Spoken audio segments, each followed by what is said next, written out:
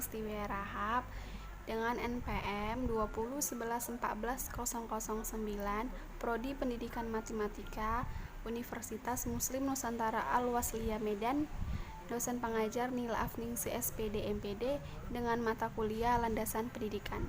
Saya di sini ingin menjelaskan tentang keadaan pendidikan zaman pendudukan materialisme Jepang. Keadaan pendidikan zaman pendudukan materialisme Jepang.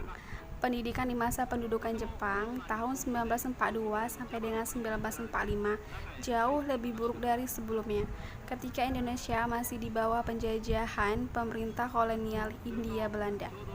Ketika Jepang datang, Jepang menjadikan Indonesia sebagai pangkalan perangnya. Masyarakat harus hidup di bawah kondisi perang yang diterapkan oleh Jepang.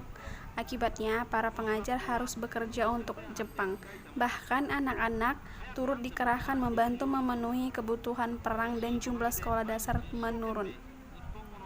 Selain itu, kebijakan pendidikan sejak penduduk Jepang diubah, yaitu pertama, bahasa Indonesia dijadikan bahasa resmi pengantar pendidikan menggantikan bahasa Belanda. Kedua, sistem pendidikan diintegrasikan. Pendidikan berdasarkan kelas sosial yang sebelumnya berlaku di era Hindia Belanda dihapuskan. Di masa pendudukan Jepang juga, pendidikan tingkat dasar hanya ada satu macam, yakni sekolah dasar selama 6 tahun. Dan anak-anak pribumi dari keluarga miskin yang sebelumnya tidak berhak untuk sekolah, jadi mengenyam pendidikan yang sama dengan anak bangsawan dan keturunan Belanda. Sekolah-sekolah berbahasa Belanda ditutup, begitu juga materi pengetahuan soal Belanda dan Eropa. Jepang juga melarang berdirinya sekolah swasta baru. Sekolah swasta yang sudah terlanjur berdiri harus mengajukan izin ulang agar bisa tetap beroperasi. Sekolah swasta yang dulu diasuh oleh Badan Misi atau Zending dibolehkan beroperasi kembali atas diselenggarakan oleh pemerintah Jepang seperti sekolah negeri. Sekolah swasta baru yang boleh berdiri hanya sekolah di bawah kendali Jawa Hokakai. Jawa Hokakai adalah organisasi yang dibentuk Jepang untuk membantu perang. Bahkan taman siswa yang didirikan Ki Hajar Dewantara diubah namanya. Taman dewasa menjadi taman tani. Sementara taman guru dan taman madya tutup. Dan terhadap pendidikan Islam, Jepang berusaha mengambil simpati dengan sering mengunjungi pesantren sambil membawa bantuan. Doktrin yang diberikan Jepang kepada para pengajar adalah Hakoitsu, yang artinya 8 benang di bawah satu atap. Hakoitsu adalah ambisi Jepang untuk menyatukan Asia Timur Raya, termasuk Asia Tenggara, dalam satu kepemimpinan, yakni di bawah Kaisar Jepang.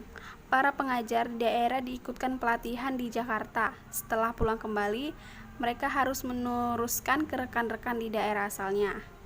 Jepang membentuk sekolah guru yang terdiri atas sekolah guru 2 tahun atau Shoto Shinen Gakko, sekolah guru 4 tahun atau Chuto Shinen Gakko, dan sekolah guru 6 tahun atau Koto Shingen Gakko. Selain Hakoitsu, Jepang juga memberikan doktrin lain yakni Nippon Seishin atau latihan kemiliteran dan semangat Jepang. Tingkat pendidikan di Jepang juga menerapkan tingkat pendidikan baru, yaitu 1. Sekolah dasar 6 tahun Kokumin Gakko, 2. Sekolah menengah pertama, dan 3. Sekolah menengah tinggi 3 tahun.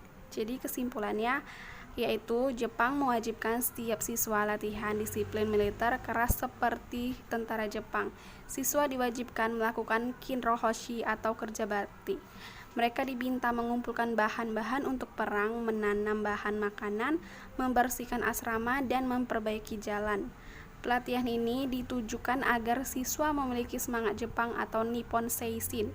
Mereka juga harus menyanyikan lagu kebangsaan Jepang Kimiyago, melakukan penghormatan untuk kaisan ke arah Tokyo, menghormati bendera Jepang Hinomaru, dan gerak badan Taiso.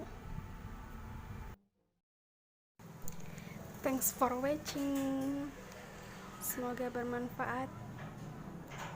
Assalamualaikum warahmatullahi wabarakatuh.